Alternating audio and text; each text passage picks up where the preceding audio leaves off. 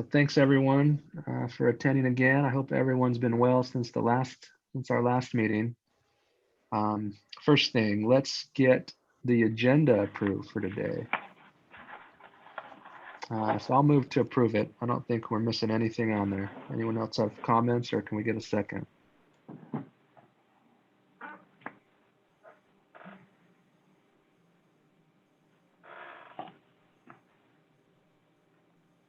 I'll second to approve. Okay, all in Sorry, favor? we were all muted. I know. Everyone in favor? I guess raise your hand. I'll count it that way. Good. Excellent. Okay, so we've got our agenda. Let's take a look at the meeting from last month. The meeting minutes. We didn't see any other comments come in, so I think they're ready. I'll move to approve them. I'll second to approve. Okay, everyone in favor? Aye. Aye. Got it. All right, thank you. So let's jump into the report, see how we're doing this month here with golf. Maximo's not in yet. I don't know, Vincent, if you wanted to give us something there from PP&R. Tell us what's going on. Just a few updates. EC Mueller, the manager for PIR, is retiring. It's actually coming up really very soon on November 1st. So as an interim, a past track manager, Mark Wigington, will be stepping in and until a new recruitment is conducted. Overall, they've had being another enterprise fund of Parks, the other enterprise fund. They've had some challenges this year, a lot more than golf has had, because their events require a lot of them require spectators for them to really be successful. So it's been definitely a lot of trials and difficulties over at PIR this year. Just Parks is going to closely monitor the Parks Levy initiative on this year's ballot, and the recreation program division, is going to focus on virtual programming, while the facilities, they will remain closed due to COVID and financial constraints. So those were the main highlights. Perhaps they'll be available for November's meeting, with all the virtual programming and everything that's gone into that. He definitely has had his hands full. So understandable that he hasn't been able to attend the last couple meetings. But that's it for our update from Maximo. Do we, obviously GAC or golf and PIR are both enterprise funds and very separate, but we do share the services of Todd Milton. Do we expect anything that's happening over there is going to affect us in a way we need to know about? Is Todd, are you not necessarily. Chase, the financial health of PIR is obviously, it depends a lot on what we're able to do come springtime. If they're able to do a few things, so like for instance, fire department and police department do some vehicular trainings out at the track, and we get some revenue from that. And some smaller events, we can get some revenue from it, even during COVID. But if we're not able to have spectators, it's really difficult for them to turn a profit. And luckily, we had built up a bit of a fund balance in the last few years since EC's been with us. But we still have to pay employees, we still have to pay utilities, we still have to pay certain things every month. And if we're not bringing in revenue, then we're eating away at that fund balance pretty quickly. One of the big, and it's really hard to speak about because we have no idea what March and April are going to bring. They have a big event in the spring. They call it the swap meet, and it's this big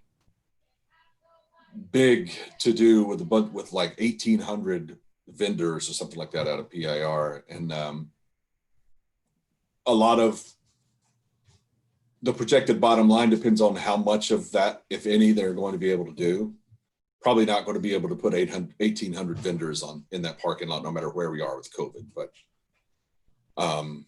looking at a scaled down version of that, maybe. Of course, there's always a potential that will be in worse shape. If that happens, we're having a totally different conversation. So I think, we're hoping to break even at the end of the year at PIR. So we buy ourselves another 12 months to try to make some money. But it's really like, we'll know probably in March. We probably won't know anything for the next few months because we don't make money in these months generally anyways. So as far as it affecting the golf program, I don't think so. Right. Although, in years past, golf and PIR are both enterprise funds. Golf is probably going to have a pretty healthy fund balance at the end of the year. PIR might not. So there's always, I don't know that would affect things at PIR, but there's an opportunity there, I guess. Okay. Thanks. And then Okay. Todd, I was just curious. I mean, a little bit aside, not to stay on PIR for too long, but the winter, don't they have like a holiday display that, and that's usually just with vehicles coming in. Is that still going on this winter? They should still be able to do the lights. I believe the plan is to still do the lights in the Christmas lights. Because Okay. it's all, you stay in your car and just drive through. Yeah. Okay. But we're projecting to make a little bit of money during that time for that. Okay. Thanks, Todd. You bet. All right. How about we get into our maintenance update? Jesse or Kathy? Sure. Can you guys hear me okay? You might have to bring up your volume a little bit there. Yeah, if you can speak up, Jess. Yeah, you bet. So let's see, all the golf courses throughout this fall, we've all aerified. We have not aerified at Colwood yet, but we will. All the other courses have aerified and are recovering from that, so that's good. Let's see, we're doing some pump maintenance at Heron Lakes. We're getting our pumps pulled and redoing the motors and the pumps themselves, rebuilding them. They haven't been pulled for about 13 or 15 years, something like that. So it's time to get those rebuilt again, just so they're 100% reliable throughout the year, throughout the irrigation season. We do that, try to do it at all the pump stations periodically, so that was due, Heron Lakes was due. So that was a big deal for us, or it is a big deal for us, I guess. We just got 2 fairway mowers delivered today to Heron Lakes that we've been waiting for the summer for mowing fairways here, and so that's kind of exciting for us. What else? We've had forestry doing some work at. We've kind of lined forestry up to do some work at all the courses here this year. Starting with Rose City, we're gonna try to schedule them to come out once a month and have a designated day to do work at each course throughout the fall here in the winter. And forestry is most of their work right now is emergency repairs, or not repairs, emergency tree removals and emergency cleanups and those kinds of things. And so getting them scheduled for one day a month will really help us with that program. So we still have a lot of trees to remove that have died over the last year or two. So we have to do that. We have some tree limbing to do, work around the clubhouses. Most of this work is at Rose City and Eastmoreland, and so throughout the year we'll be working on those kind of things. So that's part of the highlights, I guess.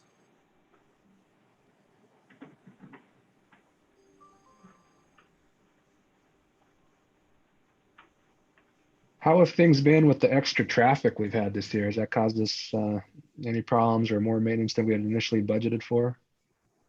I wouldn't say it's caused us more maintenance, but it's certainly, we're certainly aware of the amount of play we're getting as far as the maintenance guys go, having to deal with golfers that much. By this time of year, a lot of times, it's not as busy as it has been, but this year's been really through the fall hasn't let up at all since the summertime. And as far as play goes for us, it's kind of like summertime play, amount of play that we're having. So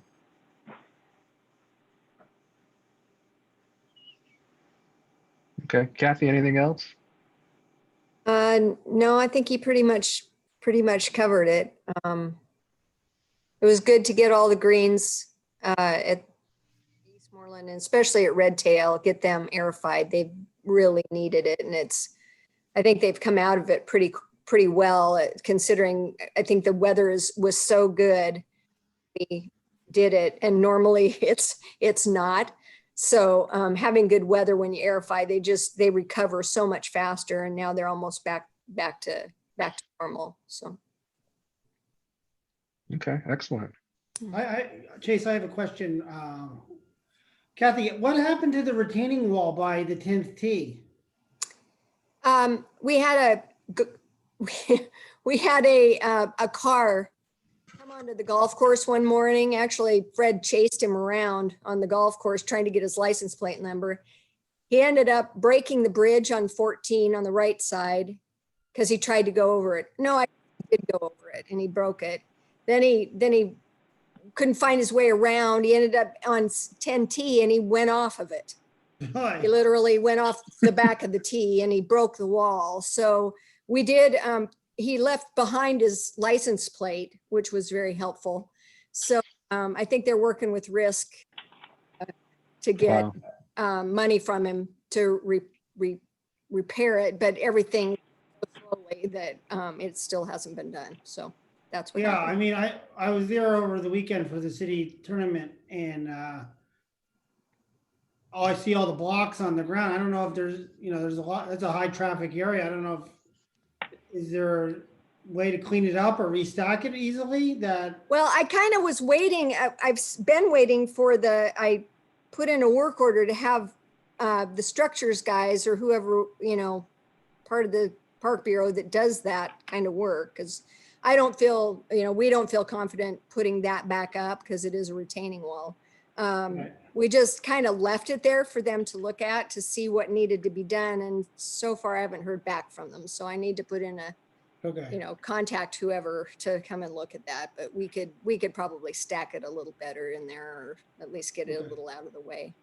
Well, the course was in very nice shape over the weekend for the golf tournament. So you Good. guys did a very nice job. And Jesse, I played Heron Lakes yesterday as well, and the greens and the fairways and the approaches there were in also very, very nice shape. So you guys are doing a great job with keeping the courses Thank you. up to snuff. The other thing I noticed, because I hadn't been out there in a while, was that large tree on 12 that had fallen by the lake. Oh, yeah. I mean, that's quite a bit of wood. I mean, that's going to be a significant effort to remove all of that? I mean, I don't know. Well, we got most of it out of there. I mean, I know it's mostly out of the area of play, Yeah. but there's still like giant piles of Yeah. like large diameter pieces of that tree. Yeah, it came down right before we airified, so we kind of got into airification mode, and we got as much cleaned up as we could. But they'll be working on it this winter. Yeah, it was something to see. Yeah. I got the word that part of it came down and ran out to see what had happened, and the rest of the tree fell down in the interim. And Oh, I wow. guess people were standing on 13T watching it fall. So I was very Right. thankful. No, I mean, if nobody you look was in at the it, way. it's significantly rotted on the interior. Yeah, of oh, it, yeah. Given the size of it too. Yeah. It was a we big tree. talked a couple meetings ago about sort of the tree mitigation when we cut down trees or we lose trees. I mean, with a situation like that, does forestry require replanting for that particular situation or? Yes, they do, but again, if it's if it's a tree that falls, dies, anything like that, it's just a 1-for-1 replacement, and we don't have to replace it, where it fell. Like we don't have to Right. necessarily put one there, but we do have to replace it, but it's with another tree somewhere on the golf course. And it doesn't, you plant a, Yeah, Small small tree. tree. okay, all right. I mean, because to replace the amount of canopy loss there would be No. like Yeah, hundreds of trees. if it were a healthy tree and we got the okay to take it down, which we probably would never get, that would be, you would have to replace the diameter at chest Right. height with Right, that yeah, amount yeah. of tree. Yeah. But that it's situation where it 1-for-1. dies, yeah, the situation where it dies or falls is not, it's a different Not the same. situation. Yeah. Okay, great. Thank you. We had another tree fall over at similar tree like that fall at Rose City on number 3, and there's a big oak tree there on the right side. It's half of it split off, and then when we had the winds, 2 weeks ago I think it was, the rest of it came down, and so that's a big change on that hole also. Yeah, and it was green right next to the green. For those, it's a pretty distinct part of that whole the green complex, but it's just to the right of the green.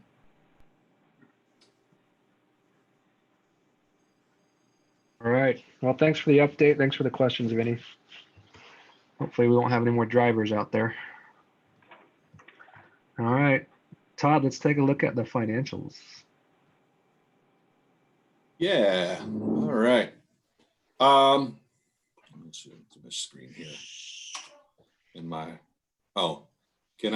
Is it Danielle? Do you need to give me permission to share my screen?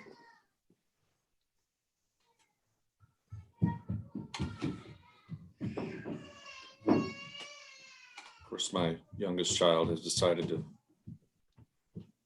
make her presence known around the time. There we are. Public meeting. Yeah.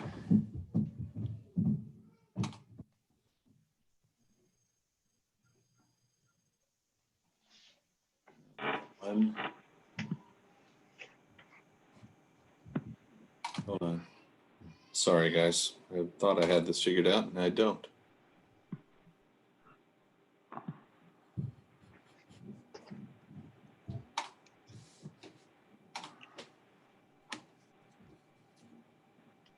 Okay, do you see this? I can't see what you got. Do you see the activity report now? Yep. Okay.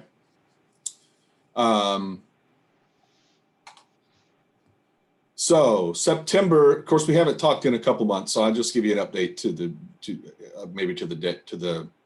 for the first quarter. September was, as we know, kind of a crappy month. We had a lot of smoke. We were closed. Most of the courses were closed around a third of the month. So that brought our totals down a little bit, although July and August were so above average. It doesn't look like it year to date here. We have greens fees were down 10% from last year for the month. And as you can see, they're up quite a bit year to date. We're doing pretty good there.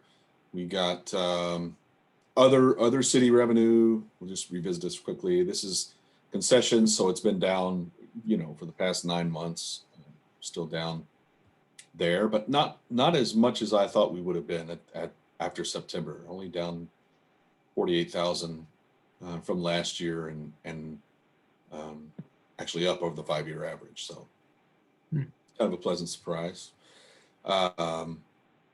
Rounds, we're way up year to date over last year. We were only down by 1,000 rounds from last September, which is pretty good considering. We are 21,000 up for the year in rounds over last year.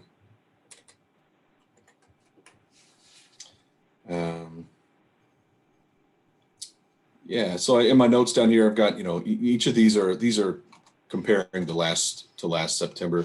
Last September was actually kind of a crappy September as well. So this September was kind of a speed bump for us for the year for sure. Here are the 5-year average comparisons. You can see rounds were down across the board. The exception, let me go back. The exception is Coalwood.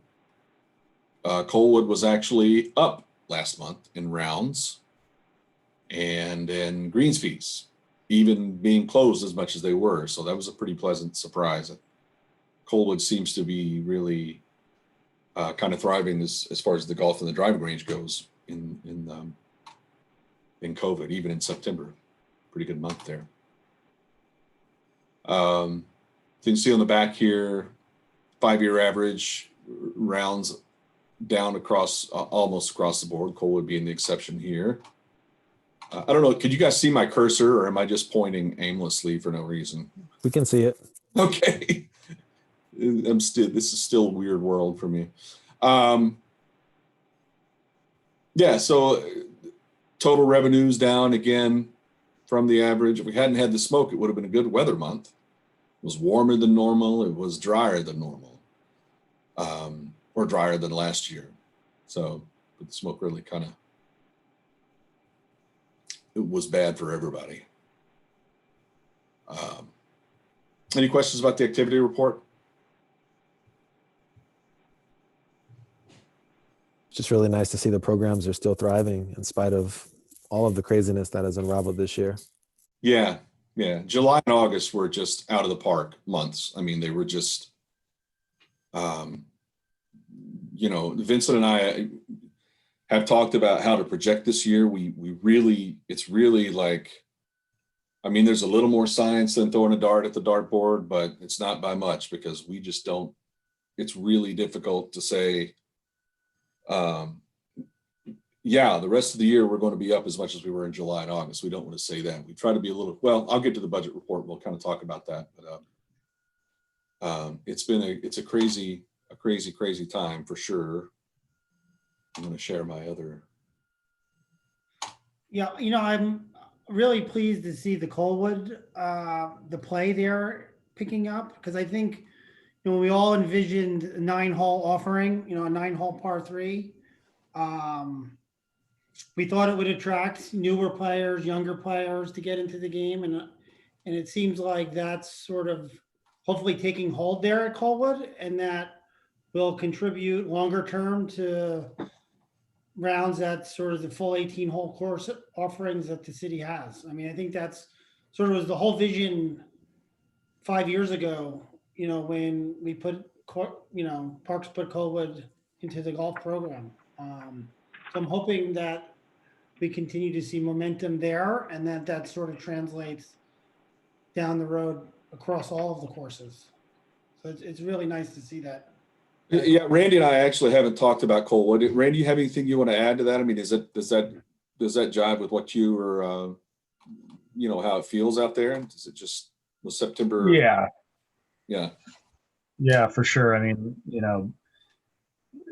I'd say that, COVID certainly has had its, positive impacts on rounds and a lot of revenue segments across the program. But even beyond COVID, I think that the Coalwood player development programming that we have out there, which, really the trend with that kind of started last year, and it's carried over nicely into this year. So I'd say that's certainly leading a lot of the increases is sort of via the instruction. Drive extra rounds and driving range sales and everything else. So I know I've been up there a few times, and it doesn't matter what time of the day I come, it seems like the driving range is packed. It's just there are people, they're always there all the time. I'm just curious. I don't want to get too sidetracked, but I know the Alderwood course was, put up maybe almost a year and a half ago. I'm just curious to know, Randy, if you've noticed just some more action there as well. Without question, yeah. I mean, frankly, that's one of the reasons why player development is able to do what it's doing, is because we have the access to the Alderwood course. but we've moved also 9 holes of the foot golf course over there. So just utilization in general has been up via golf and foot golf. So we did something pretty unique this year where we're pretty much finished with it, but we actually took some of the old driving range mats and created mat teeing grounds, which we think will help the real beginners and the kids tee off from a mat. So leading into next year, I think that'll be a pretty big thing to actually drive more golf rounds played on the Alderwood on the 7-hole loop. So that'll be new for next year. That's great. Yeah, Christina's done an incredible job just kind of showing that play-by-play and just how that stuff is unraveling. I've really enjoyed just keeping up with how things have been unfolding at Heron and Colwood. I miss you guys. Yeah. We miss you too. Terry, I don't see you, but I good to hear from you. Yeah, both of you. Where are you? No, I'm just kidding.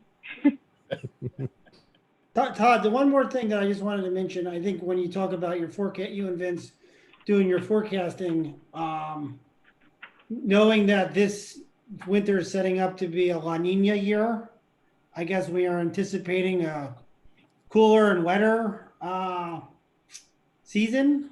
I mean, I guess that probably may have some impact in sort of the forecast or at least an impact if that truly develops into being colder and wetter. It will impact the rounds and financials, I suppose. Yeah, that's a good point. I feel like they say that every year nowadays, but Sure. Yeah. That's definitely something we'll keep an eye on as we go forward. We were pretty conservative when we decided what to forecast rounds and greens fees at. Going forward, we kind of measured what we've done so far this year in the first 3 months, and just kind of we decided to be conservative with how far we think rounds and plays are both going to be up still, but we're not going to say it's going to be about 20% the whole year, which is basically what it has been so far. So we kind of stuck with a sort of a rule of thumb of about 7% up over the average. And we're going to watch that as we get into the winter and see how differently that it looks going into the winter. And just make adjustments every month, probably from here to the end of the year. Because we don't know, we've been through COVID now, but we haven't been through COVID in the winter. So, I mean, I don't know, we've seen in the past 9 months, we had kind of a wet spring. We had a really dry summer. People were playing in either condition. They would play when it rained this time, which, generally doesn't happen for us. They played in the rain and the cooler weather. And so, but when it starts getting colder, consistently colder and wetter, we'll see what happens then. It's been really difficult to kind of pin down so far. Go ahead. Yeah, definitely to be continued. Another factor,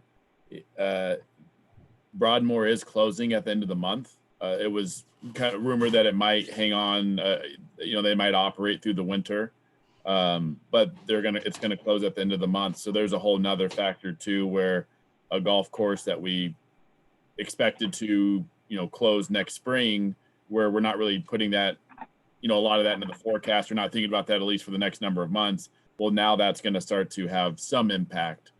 So yeah, Vinny, to your point, I mean, there's, weather aside, with how many cases there are with COVID, what other programming there's out there, how if things improve and other things start to open up. I mean, it's we're kind of at the mercy of just what the response is for the pandemic, but then also how golfers at Broadmoor react. We have been able to we definitely have been in touch with some Broadmoor golfers and gotten some groups to already come over to our golf courses, but the more and more we do that, it remains to be seen.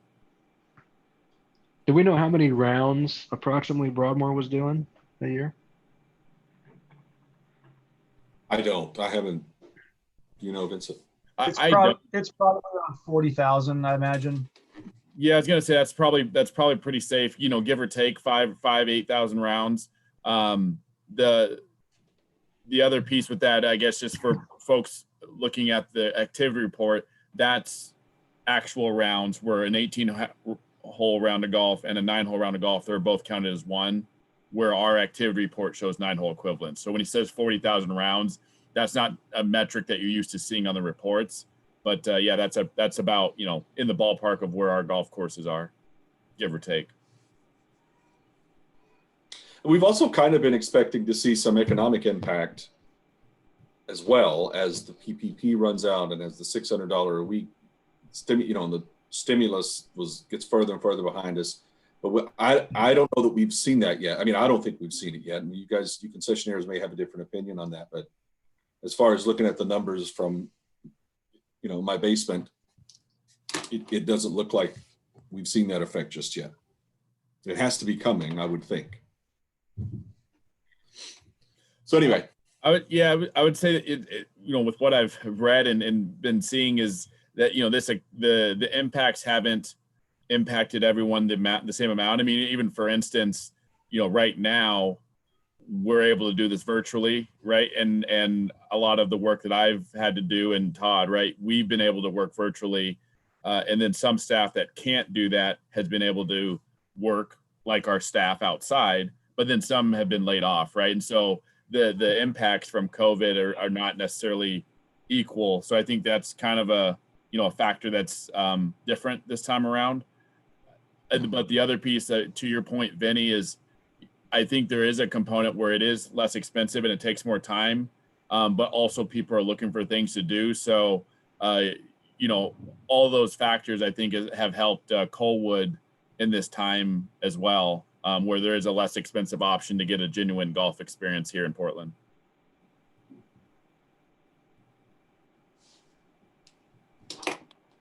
any other questions before we move on to the budget report? All right. You guys see the budget report now? Mm-hmm. All right. So we had, this isn't the one I really want to. This isn't the one that I emailed you guys. I emailed you a PDF, but we'll just march through on my spreadsheet. It's not quite as pretty, but you can still see the same thing. So this is everything except Colwood. We're doing really, really well so far. After the first quarter, we've put, we've gained $1.8 million more in revenues than we have had in expenses.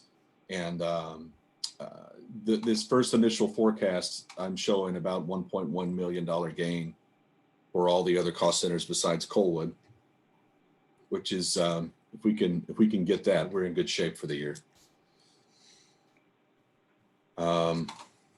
This is the Colwood tab. I'm showing a loss of $324,000, but we also have a $314,000 debt payment that comes out of this cost center this year. So we're looking at, can't really exclude that, but if we want to say, what are we doing operationally at Colwood, I'm forecasting us at about $9,600 loss for the year, which would be pretty huge for Colwood. And then here's let me just blow this up a little bit.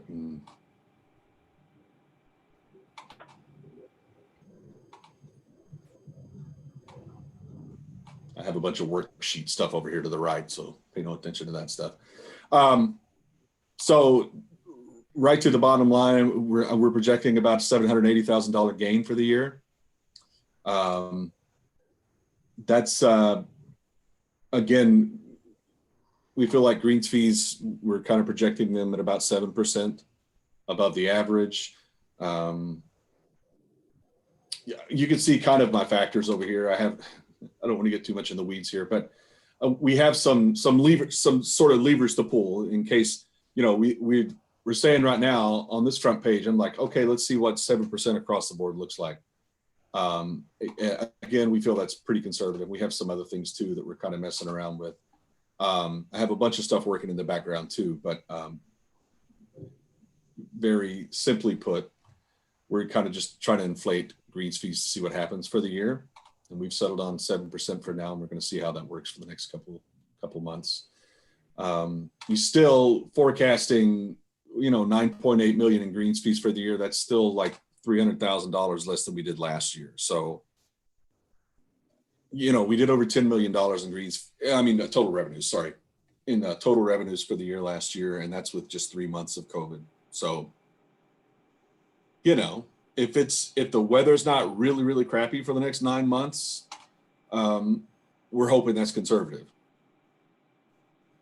And I'd just jump in real quick keep in mind, this is also, we had 10 days of peak season that were closed. So when we show even the disparity again, if given everything we know now, likely we're being conservative, or potentially we're being conservative on rounds, but just know that, even though we're still showing that we'd be in the mark, but based upon fiscal year 19 numbers, we would have lost about $300,000 or thereabouts in revenue from that closure. And so, it's a pretty big chunk of change that we'll never see back. But again, with the increased activity that likely will continue to come, things are still looking good. Yeah. So bottom line, if we hit that mark at the end of the year, our fund balance in the Gulf Fund would be over $2.5 million. That's obviously really, really good for us. Any questions about anything there, or any of the other tabs, or methodology, anything like that? We want to really get in the weeds. We don't really have Todd. the weeds usually, but Yeah, Todd, this is Bill. I had a question on Colwood, that debt retirement, was that, how many more years do we have on Colwood? 3? 3 more? Okay. Is that right, Vincent? Without looking at it. I can 2023 is our last payment. So yeah, including this year, there's 3. Okay. Let me, this maybe, if we have just a second, I'll pull up the amortization table of the Colwood loan. That would probably be interesting for everyone to see, right? I want to see the picture of the Meltons again. Oh, did that show up? My wife drew that. Doesn't that look like me? Yeah. There you go. That's us. Don't see it. Oh, it's not shared again. Oh crap! I unshared it. Yeah, you guys can look at that while I look at the. Here you go. Here real quick. And I had it. Okay. Nice sketch. Yeah, I thought so. That was pretty good. Yeah. So this is this kind of the little table that I have that shows the schedule, the Colwood loan payments so far. I update the rates as they come in. You can see these. That one should be correct. Okay, so this is the current year that we're in right now. Looking at. No, that ain't right.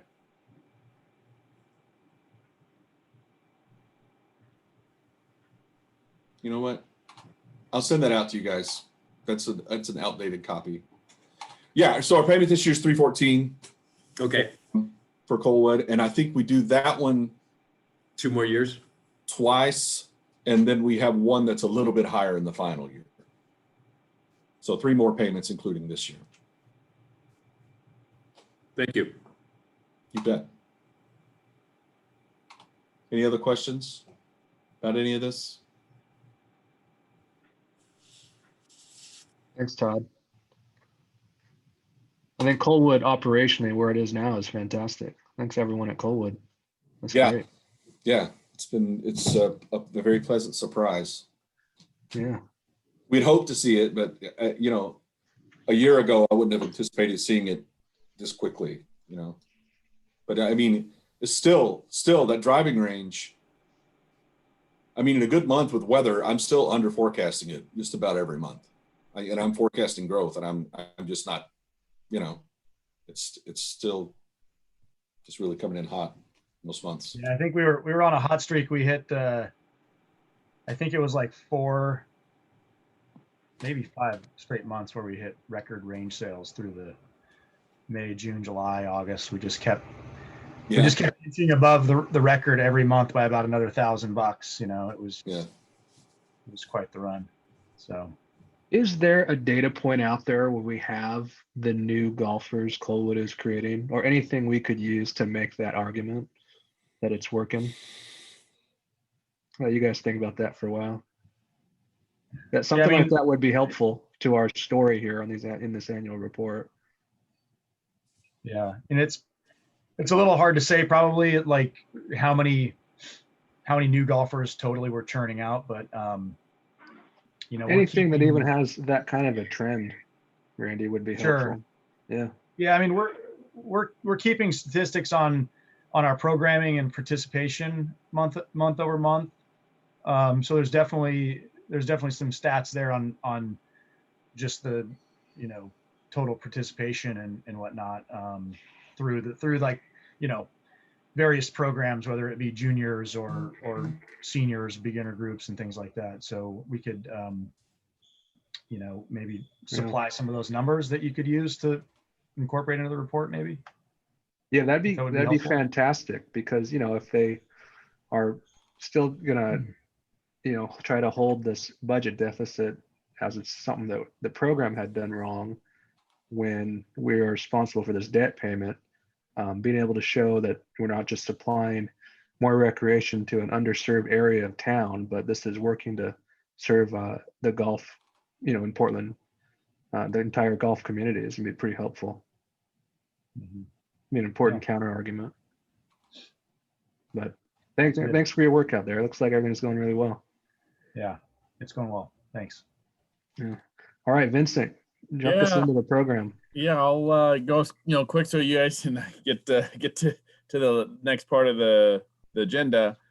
A couple things I have forwarded on, and they're to our director now, but just as far as the GAC recommendations, you know, that we worked together with for commissioner to make appointments. Obviously there's a lot going on. Commissioner Fritz is our commissioner for just you know, a bit longer, but working to get that up the chain and ultimately see those appointments come through. But that's where that's at this point. We have actually released a RFP for a golf consultant. This consultant is going to help us evaluate the current conditions of our facilities, but also provide recommendations for programmatic improvement, but also to support the RFP process for next year. You know, just given with where the Bureau's at, where, you know, and also just being in so much uncharted territory with COVID, the fact that we do have, you know, 4 properties going out to bid, you know, at the same time, or 4 contracts expiring, you know, that it would be definitely prudent to pursue this.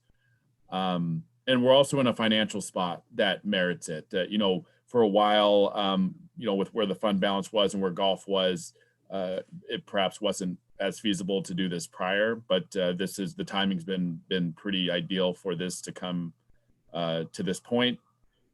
The due date for proposals is the 23rd, so that's this Friday. So assuming that we get proposals for this, I do believe that we will get them, but it'll close Friday, and then we'll proceed with that process, you know, in the months ahead.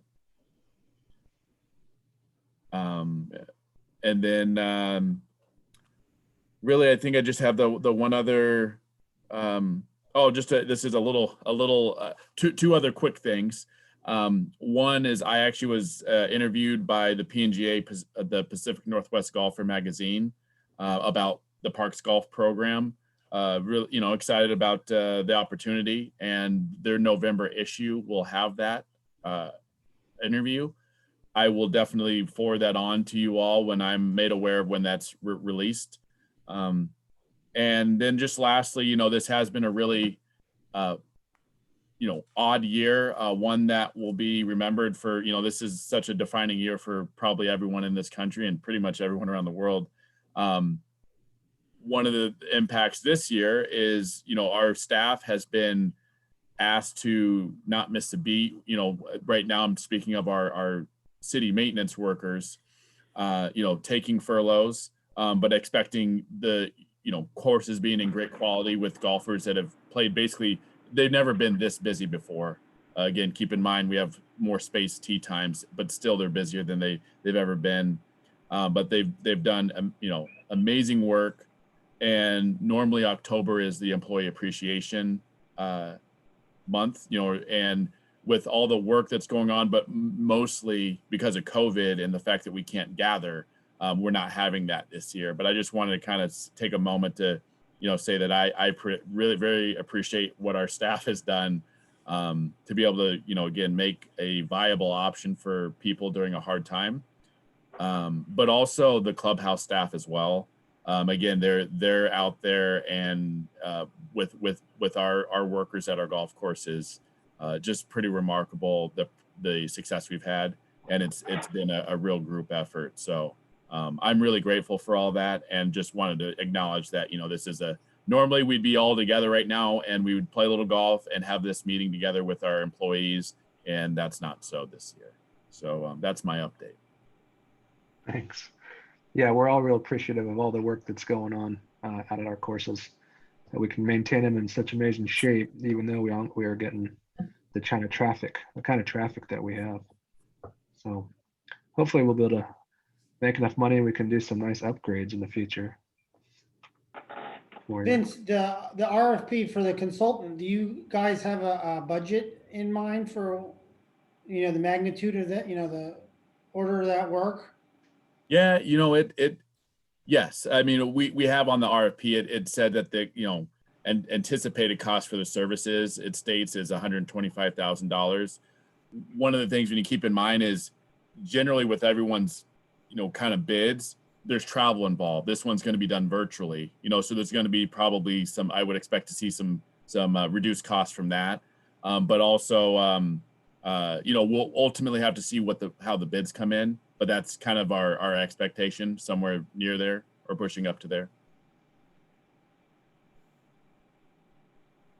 All right. I just had a quick question. Maybe you all spoke about this, but I had a chance to check out the No Laying Up segment, and that was amazing. It was really cool to see some of you. I'm just curious to know if Eastmoreland has picked up any traction from that, or if you all have heard anything back from that venture.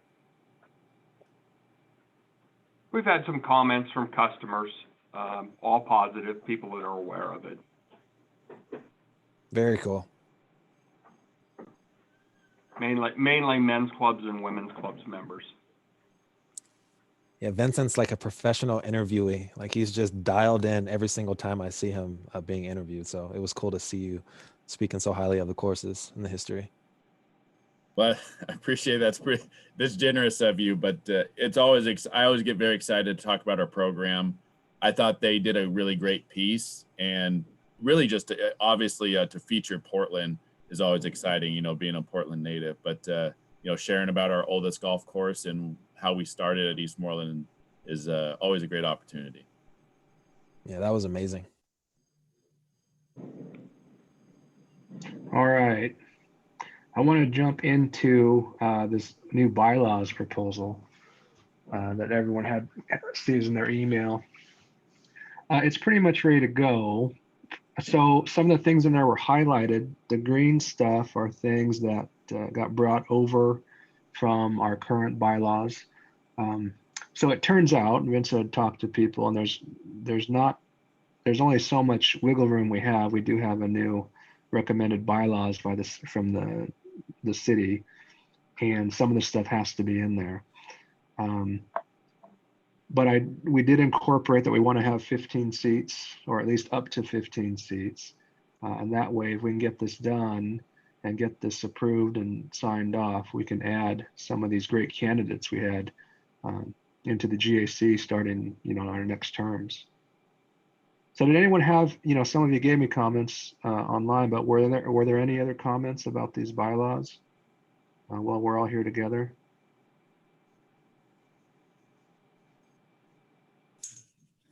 We had a little more formality into some of the voting.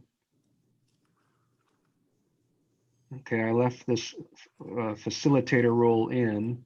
It's not something that has to be used, it's optional, but I think this can be used properly if we get to that, if the GAC ever needs a facilitator.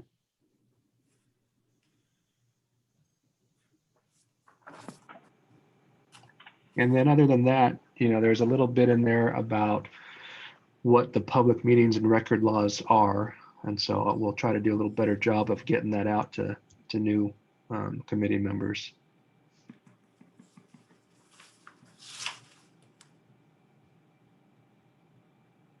All right, well, if there's no comments, I think it's ready to go. We don't, let's see here. I mean, we have 1, 2, 3, 4, 5. Well, I'll move that we approve these new bylaws as we have them. I think we have enough here. We get a second? I will second it. All right. Thanks, Bill. Everyone in favor? Aye. Aye. I Got it. No one opposed? Okay, we've got new bylaws. We'll get those off. And then I guess as soon as they're signed, when we hear back through Vincent, then we can get the other recommendation letters out for new appointees. So we're gonna have a nice big committee next year. And for the next 3. All right. Great work, Chase, getting this done. Hey, For leading thanks. this effort. Thanks everyone for helping. All right, we had on the agenda a marketing update. I don't know Madison's in here, but if not, maybe Vincent, you want to fill us in on what you two had talked about? Yeah, if Madison's not here, then we'll have to look to get another update for next month. Okay. Yeah. All right, we'll table that. Okay, annual report. We do have a lot of information. It's growing. The content is growing. I don't know if Julia and Todd had a chance to really connect yet about what kind of other ways we could present some of that data.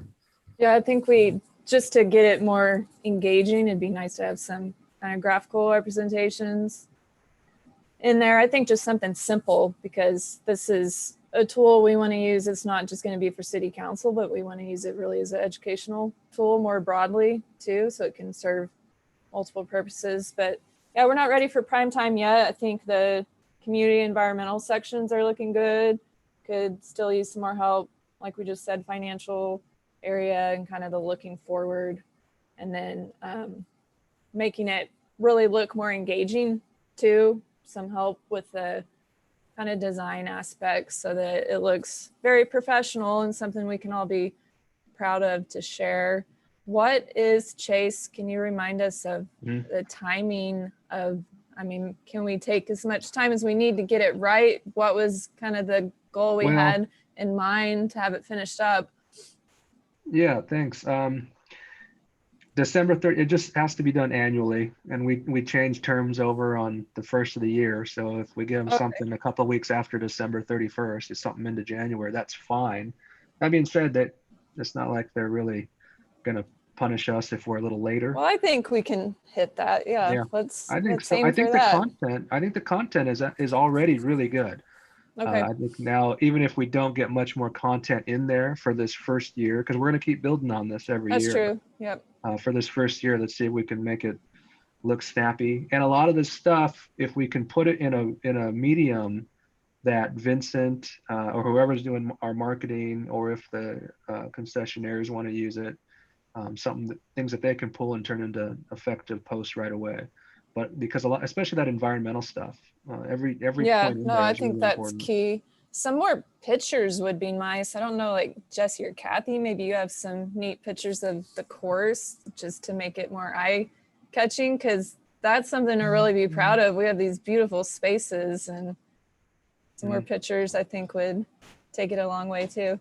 Yeah, Vincent sent us some pictures of people golfing, which is great, but something to show off the course themselves. We'd love to have, we talk about those little things like the plaques that are out there at Heron. Even a nice picture, one of those in the sunset or in the morning after everything's been freshly mowed.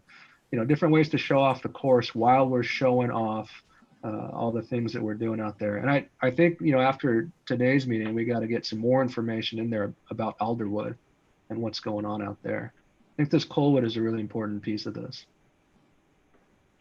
Yeah, I have a bunch of, my guys are always taking pictures of like wildlife. So part of the environmental part. Yeah, when they see something new or just, I have a really good photographer on my crew. So I've got some really good, yeah. So I'll send along some of the things that have been taken on the. Thank you, that'd be great. Do we have, couldn't get together last year, but for the employee appreciation, were there any photos from previous years? Because that could be neat to showcase kind of the crew behind the scenes also that's getting it done. Yeah, I've got some crew photos I could pass along too. Yeah. Great, thank you. What I can do is run through the report and pull out all the bullet points where we should probably try to at least have one photo and then forward them along to everyone. And then you'll know exactly what kind of pictures and what we're hunting for in that. But I think, Julia's been doing a great job. Carrie's been doing a nice job. Everyone's been working hard on this report. And it looks fantastic so far. This data is really important. And even, I've only been in Portland for just over a decade, and I golf a little, but I'm not a institutional golfer, and I'm learning. But I'm around the community, and still, I'm always learning more about all the things our program is doing. I'm glad Vincent, on that video highlighted the program out there at Eastmoreland. Box of cereal with a bucket of balls. I don't even think we have that in the report yet. So we got to get that kind of stuff in there. But hey, great job, everyone. I appreciate the help on this. Yeah, and I just would throw in there, definitely appreciate, we appreciate the listing out what you're looking for specifically as far as photos. Obviously, there's a lot. And we know there's a lot of stuff we have, kind of archived and, in our, and so having that will help us narrow that down. And there's also potential to perhaps get, I believe that we did have a photographer that occasionally come out and take photos of the course. And he did that last year. And so I'll try to dig some of those up. And if there's potential to easily do that this year, perhaps bringing them back out. Obviously it being the fall, although it's a different type of beauty. It's a season that people really love, but there's some things that we can capture even now that they're pretty remarkable. So that might be an opportunity as well. Yeah, and I'm thinking we contact our foot golf and disc golf people too. Get some of that in there. That'd be great. But I'll get a list out and we'll know what we're looking for. And then the one other thing I was going to suggest or just point out is, as far as having an opportunity to present this to council, I think that would be a really good opportunity. Obviously last year with Commissioner Fish's death, just a lot of stuff was going on all at once. We had talked about having this ready in December, but getting it, obviously another aspect is to advise to the bureau director as well. So having that document for our bureau in December, having them have a chance to see it, see what you've done, even perhaps follow up if needed, and then perhaps even obviously the city council would have a lot going on to start the year, but there might be an opportunity to get on the agenda and to share some of that report that you all put together. Yeah, we could get in there on Zoom. I don't know that we need to be there in person for it, but the most important thing is we just get all this into the record somewhere that we can always point back to, or that the program can always point back to. But I got a feeling city council, they're gonna be pretty busy here for a while. All right. Okay, any new business? Looks like we're doing great financially. I love seeing that Colwood is, gosh, I mean, just a stone throws away from breaking even operationally. That's fantastic. But let's hope we keep up some momentum here with golf, and hopefully all these new golfers we're building are going to pay out for us. And I am interested to see what the effect of Broadmoor's closing is going to have on us. I think we're going to see quite a few more rounds. I mean, there's only so many places you can go, and I feel like that's our market that was at Broadwood or Broadmoor. Yeah, absolutely. It will be very fascinating. I mean, to the point of, I just recall, obviously all the courses had this, but, Heron Lakes being the first course right off I-5, when Washington was closed, how many rounds were actually turned away because there wasn't the inventory. I'm not saying we're expecting to see that, but just that there's a lot of opportunity there, and that folks, we've still had to turn away rounds this summer, and so Broadmoor will only add to that for this off season. Yeah, and so we don't know what's going to be going on next year with COVID, but it's this time of year. I'm reaching out again to Vietnamese Golf Association, Cambodian Golf Association, Nikkei Men's Club. We're going to start trying to see if people want to schedule some of their local tournaments and see if we can get something on the books. But we're going to continue trying to work with partnerships with all these golf community members. All right. It was great to see everyone. Well, thank you all for your work. And we're going to call it today at 1:07. Thank you. Wow. Okay. You. Thanks, everybody.